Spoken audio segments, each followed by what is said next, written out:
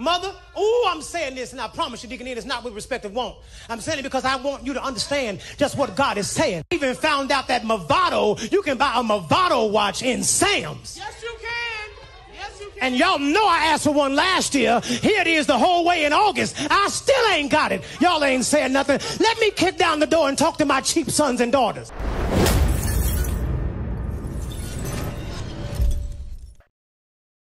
Let's start off with the Movado case. Movado.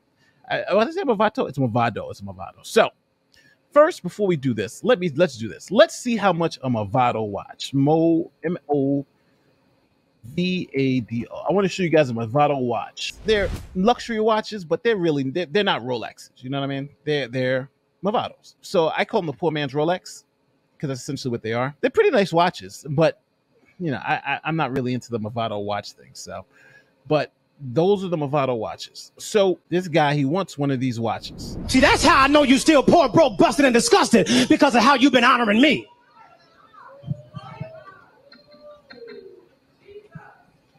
I'm not worth your McDonald's money. No. I'm not worth your Red Lobster money. I ain't worth your St. John knit. Y'all can't afford it no how. Now, hold on, people. I do want to say one thing. The people in the back who are hyping this up, right? Come on. Yeah, preacher. Yeah, go. Those are the people who make me the maddest at worst, right? What are they sitting there humming and hawing for? What are they cheering him on for, right? Well, you know, he's calling you broke, dumb, and idiots. And they're cheering him on.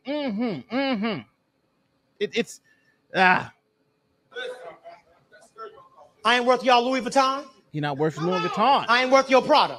Prada. I'm not worth your Gucci. Mother, oh, I'm saying this, and I promise you, Deacon Ian, it's not with respect of want. I'm saying it because I want you to understand just what God is saying. I even found out that Movado, you can buy a Movado watch in Sam's. Yes, you can. We just saw it. And you know, I love the person in the background. Yes, you can. Yes, you can. Let's hear that again. Found out that Movado, you can buy a Movado watch in Sam's. Yes, you can. Yes, you can. And y'all know I asked for one last year. Here it is the whole way in August. I still ain't got it. Y'all ain't saying nothing. Let me kick down the door and talk to my cheap sons and daughters. Damn. Now, most of the time, I gotta say it. Yes, you can. You can buy one from Sam's. Yes, you can, preacher. You can buy one from Sam's. Yes, you can. Yes, you can. And y'all, she ain't buying it. Now, this is crazy.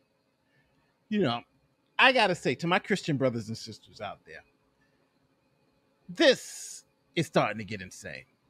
You had the one from New York. He getting robbed for $1 million worth of jewelry. He taking to church every Sunday, right? This guy's begging for a $1,000 Movado watch. But I do want to be fair because I want you guys to check this out. So check this out. So I watched that and I'm like, ah, man. But then this guy, he comes out with an apology. He comes out with an apology and says, you know what? I'm sorry I got caught. I'm sorry I got caught.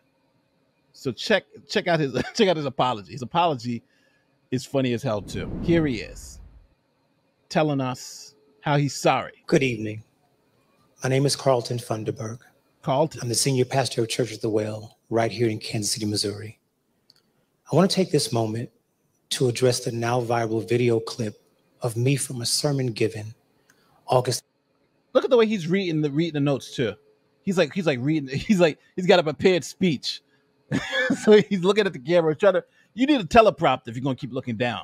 To 7th, 2022. Though there is context behind the content of the clip. No. All right. What context could be behind the content of that clip? He straight up is just saying, y'all are broke, dumb, and idiots and haven't got me my watch. But there's more context. There's more context. And look at him. Let me check out my notes. So let's listen to the context. No context will suffice. No context will to suffice. Explain the hurt and anguish caused by my words. I've spoken to those I am accountable. So hold on. Listen back to this apology. He never said, "I'm sorry for saying it." He's essentially saying, "I'm sorry you feel the way you feel about me saying it." Check. Listen to the wordsmithing. Though there is context behind the content of the clip, no context will suffice to explain the hurt and anguish caused by my words. Caused by my words. I've spoken to those I am accountable to and have received their correction and instruction. Correction and instruction. I have also privately apologized to our church, Sorry to who the has church. extended their love and support to me. I'm privileged to do life with them. Privileged. The video clip does not reflect my heart or my sentiments toward God's people, yet that's not discernible in the clip. No. Therefore, I offer this sincere apology to you today. No context could erase the words I used. I apologize to all who have been hurt, angered, or in any way damaged by my words. The zeal of any presentation must be tempered with love and respect, and that was not displayed. Well, this guy goes on to continue to say, like, "Hey, I'm sorry I got caught. Somebody recorded it and put it on the internet, and now I am in it. Let me read a prepared statement." But before you're so hard on this pastor, don't be too hard on this guy, right? Because him yelling at his congregation for a $300 watch is really a nothing thing. And I'll tell you why. Because I gotta say it, and I'm sad to say this. His church, I think, is pretty broke. His church is if he's got to beg for a $300 watch, I think the people at the church may not have any money. Let me explain to you why. Look at this other pastor. This is another pastor. Listen to what he's asking for. Listen to how much he's gotten out of his congregation. This is when you're talking about, this is when you make it to the big time. This guy's in Kansas City, Missouri. He's small time. Listen to this clip right here. And when they get them, they're not always particularly humble about it. I had enough money to buy a beautiful Cessna Citation jet, cash. Just so we're talking about, he's buying a Cessna private plane, cash. So people, listen. This other guy begging for a $300,000 watch. This guy is paying for a private jet, not on credit. He's not taking no loan. He's paying with cash. Listen to it. This is the real money right here. This is when you talk about. This is the real money. This $300 guy. That's just because he got caught. This is where the money's at. I had enough money to buy a beautiful Cessna Citation jet, cash. And since there's so much jealousy in this room tonight that I can feel over this, a few weeks later, I bought another one worth 3 times what that one was, cash. So, just so we're clear,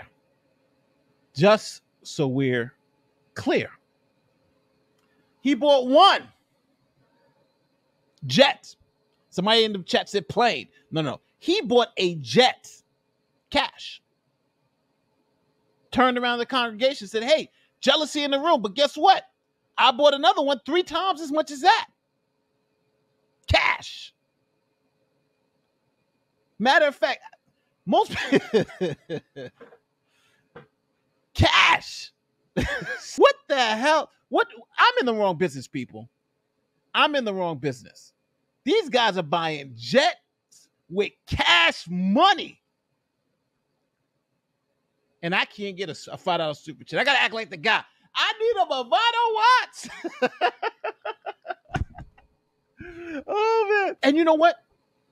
The thing that I think always hurts the church and people who want to be religious, because I kind of find myself to be sympathetic because someone like this is taking advantage of people, right? It's interesting because in my personal life, one of my family members, had a situation where they were getting divorced. And it's interesting because I always thought, I'm like, oh, church is a scam, this. But when the person was going through the divorce, she went to her church. They gave her counseling. They took care of her kids. Like, the church came together to help her get through that tough situation. And I thought, I'm like, well, do you have to pay for anything? It was all free and clear. It was all free and clear. And why was it free and clear? Because they wanted, right? Just want to make it very clear. They wanted to help her. And it sometimes, what it does, it shows me, like even myself, you can't judge you can't paint anything with a broad brush.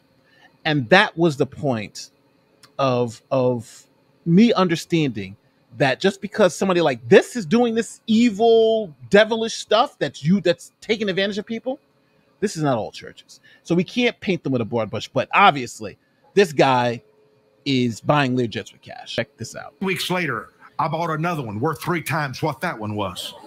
Cash. Act happy over my blessing, folks. That is baller. But now listen to what John Oliver says about it. This is funny. I bought a jet cash. I bought a bigger jet cash. Fuck the haters. Act happy for me. That's not a sermon. It's the first draft of a Rick Ross single. But you gotta admit, though, that guy's balling, though. That's a baller move, right? I bought one, cash. Turned around, bought another one 3 times as much cash. F the haters. Act happy for me. What? I'm in the wrong business, guy. It's interesting to see how much money and stuff that these churches and stuff get in, because it just doesn't make sense. I don't know, and essentially they're taking advantage of people. That's exactly what they're taking advantage of people and using their faith and their faith in God to fleece them.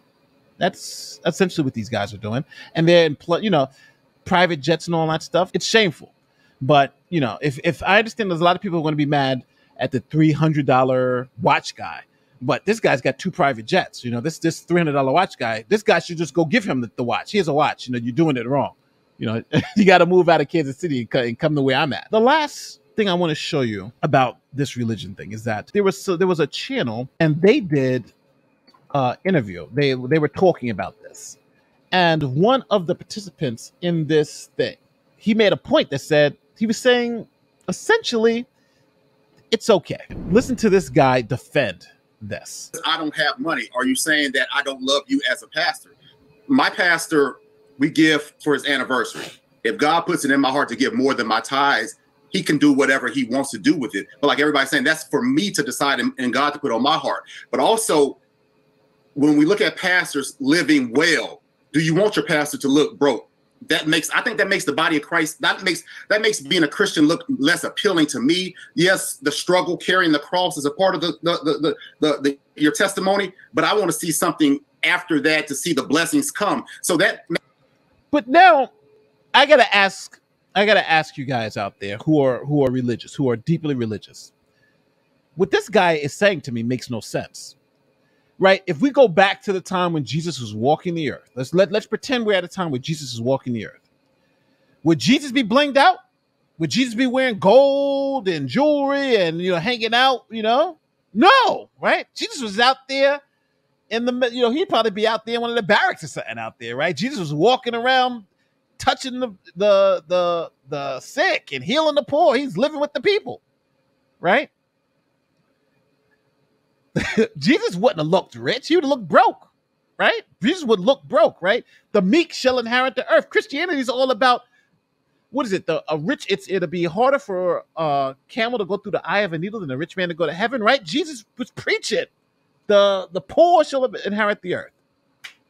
But he's saying, you want your preacher to look good. You want them to look good because it makes people think that they're blessed. But that's the thing with Christianity. It never wasn't about people perceiving you to be blessed. If God blesses you, it doesn't care who recognizes it. The blessing is in of itself, right? God's blessings it's a monetary blessings is not the only thing that from my perspective, that the Christian God does. He blesses you in a whole different, good health, to wake up the next morning and see the next day. So, but this person's only seeing it from a monetary thing. If I don't see the fine cars, the nice jewelry, the nice house, if you're looking broke, you're not blessed. No. I'm blessed just by being in a game. I'm blessed for being here and be able to talk to you. The blessing is here. This is the blessing. Right? Damn what anybody else thinks. That is why I think this guy is wrong. I understand what he's saying. The PR of Christianity, it's good for the PR of Christianity. But that's just, again, that was the Christianity I grew up with, maybe a different Christianity. The Christianity I grew up with, it wasn't about looking good. It was about being good.